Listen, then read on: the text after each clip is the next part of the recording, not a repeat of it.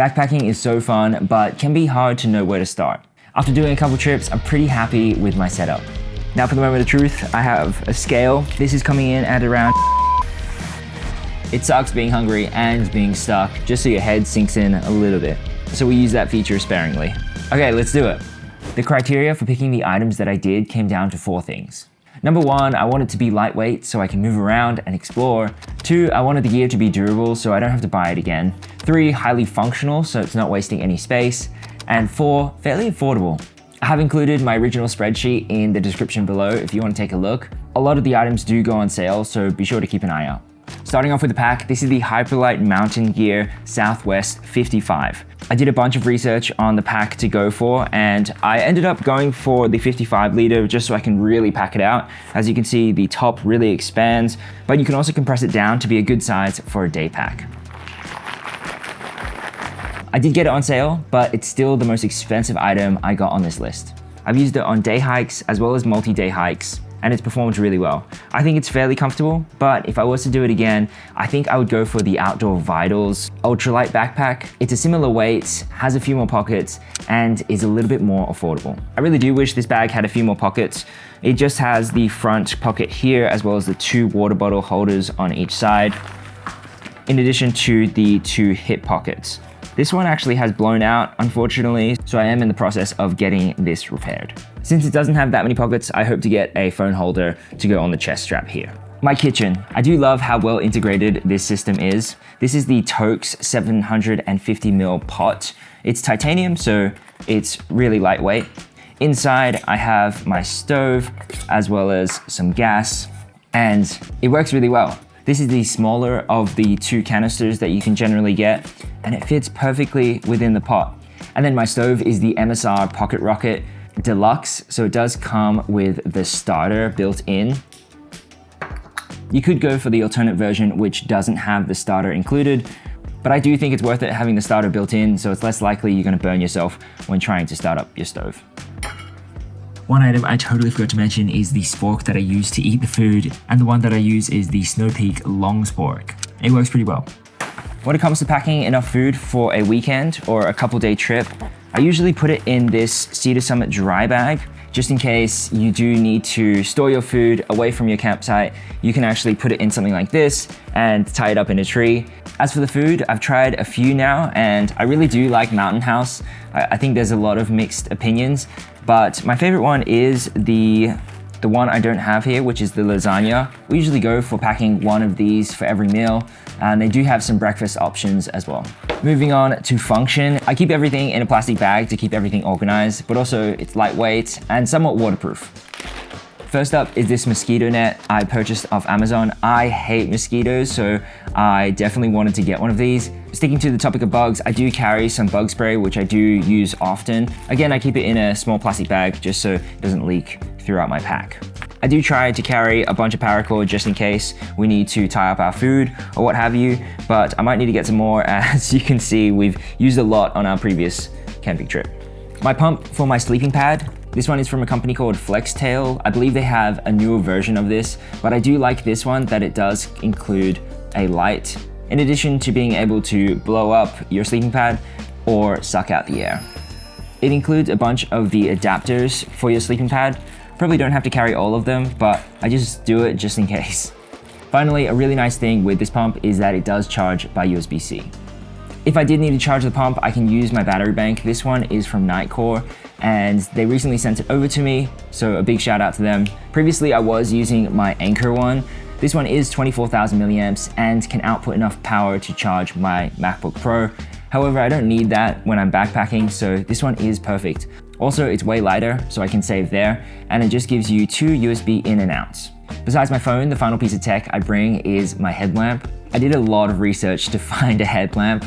I had a criteria that was pretty specific. I wanted it to be extremely lightweight. I wanted it to be USB-C chargeable in case I quickly needed some juice, and I didn't want to carry extra batteries. And then third and finally, I wanted it to have a red light so I'm not blinding my friends when we set up camp. This one I have been using for a couple months now, and I do like it.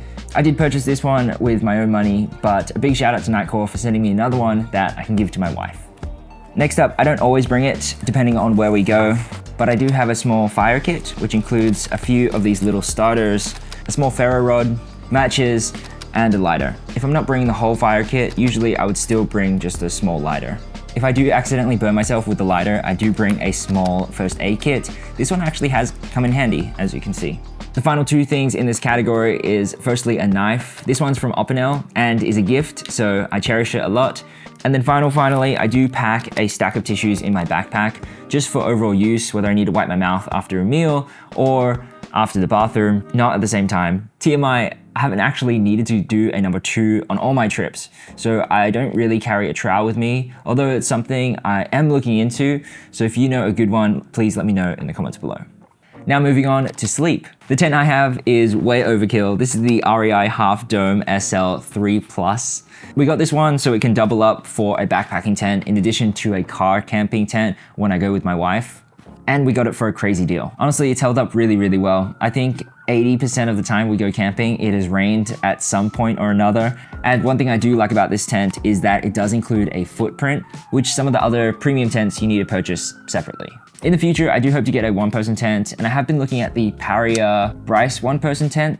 That's only around $170, so it's pretty affordable for what you get. The sleeping pad I've been using is the Nemo Tensor Insulated. We went for the regular wide over the long version, and I'm really glad we did. It just gives you a little bit of extra room when you're wriggling around in your sleeping bag. For the pillow, I got this Trekology one just off Amazon, and I think it's pretty good. I used a small pump just to blow it up. I found it most comfortable when you don't blow it up all the way, just so your head sinks in a little bit. A recent pickup we got from Japan is these Montbell liners. I'm excited to use it, not only because it's still a little chilly here in New York, but also just to keep our sleeping bag a little cleaner. Also, when it does get hot, I'll probably just be using this over my sleeping bag.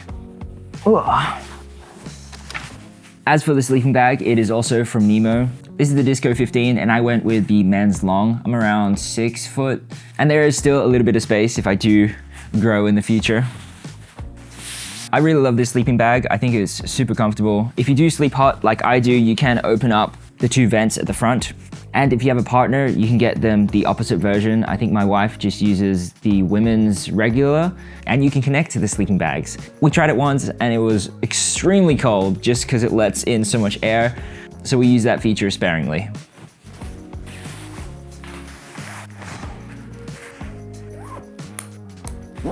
As you can see, it's extremely easy to put it in the stuff sack and it packs down decently small. I think I could compress it even more, but still pretty good.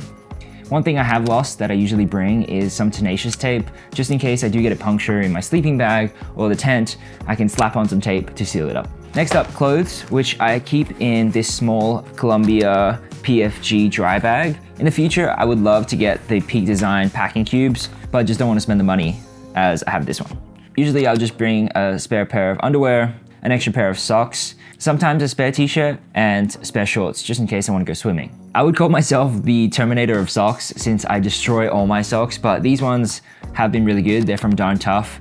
And what I do like about it is it's also merino wool. So as you're walking around, your feet do get sweaty and stinky. And these have done a pretty good job of not being as smelly or stinky.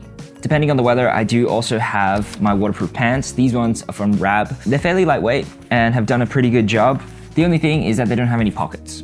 On top of the base layers, I'm usually wearing a pair of shorts. These ones are from Lululemon, and this sun hoodie. This one is from Amazon and it's inspired by Craig Adams, and it has the hood just in case you want to protect your neck and face, and I do love it. Finally, if it's cold, the jackets I bring, and I'm really happy with these ones. This is the Decathlon puffer jacket. It packs down really small, which is fantastic. I have got a couple small holes in it, but I've just patched it up with tenacious tape and you can barely notice it. Finally, if it is raining, I did splurge and go for an Arc'teryx Beta shell. This one is fairly lightweight, and I do love that here in New York, you can bring your jacket to the Arc'teryx store and they'll wash it and waterproof it for you. If I do go swimming, I do bring a small microfiber towel. This one I got from Amazon. To stay clean, I do bring some bathing wipes. These are fairly expensive, so we've now swapped to just using baby wipes. My water system, I'm really happy with. I've been using the Katadyn 1 liter water filter, and when I run out of water in my smart water bottle, I can easily just filter water straight to there, and also have some water in here as a backup. Obviously, you want to stay as hydrated as possible when you're out in the sun, but I'm always surprised at how much water I need when I'm back at camp for my dinner, as well as brushing my teeth. With that said, I do bring a small toothpaste. I know some people use these small tablets. I'm yet to try them. On my previous trips, I just used half of a toothbrush that I cut myself, but for my next one, I picked up this one. I forgot to mention two things that I generally take with me, which is my REI FlexLight Air Chair and some Crocs. Unfortunately, my Crocs melted, so I don't have those to pack, but they go in the front here. As promised, my final tips for backpacking, if it's your first time, I highly recommend bringing a few extra plastic bags for dirty clothes or even trash. Lastly, bring a few extra snacks, maybe more than you need. It sucks being hungry and being stuck in the middle of nowhere.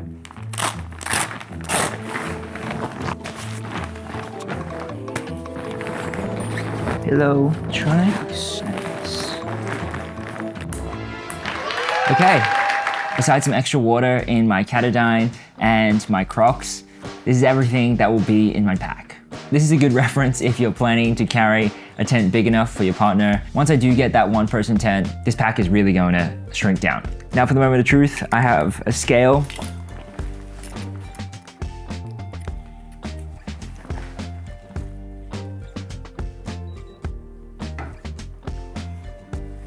Easy. According to ChatGPT, your pack should not be heavier than 20 to 25% of your body weight. And right now, this is coming in at around 11.4 kilos. So even with the extra water and the Crocs, I'll still be well within that range. I'm planning to document a lot of my ventures to come, so make sure you stick around, and I'll see you in the next one.